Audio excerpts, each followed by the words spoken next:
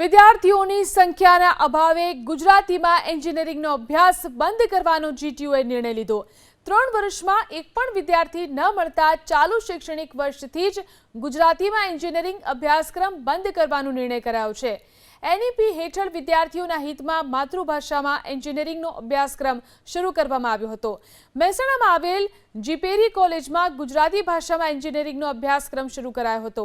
Civil, mechanical, electric અને computer બ્રાન્ચના ગુજરાતી પાઠ્યપુસ્તકો પણ તૈયાર કરાયા હતા।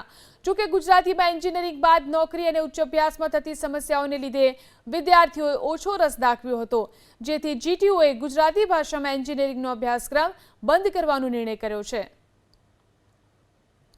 યુનિવર્સિટી દ્વારા એનઈપીના ઇમ્પ્લિમેન્ટેશન માટે અને જે એનઈપીમાં રિજનલ ભાષામાં અભ્યાસક્રમો ચાલુ કરવા માટેની વાત થયેલી હતી, તેના અનુસંધાને ટીયુ જીપેરી ખાતે 4 કરોડ બ્રાન્ચમાં અભ્યાસક્રમ ગુજરાતી માધ્યમમાં ચાલુ કરવાનો પ્રયત્ન કરવામાં આવેલો, પરંતુ છેલ્લા 3 વર્ષથી એક પણ એડમિશન ન થતાં યુનિવર્સિટીની એકેડેમિક કાઉન્સિલ દ્વારા આ વખતે ગુજરાતી ભાષામાં અભ્યાસક્રમ બંધ કરવાનો નિર્ણય કરવામાં આવેલ છે।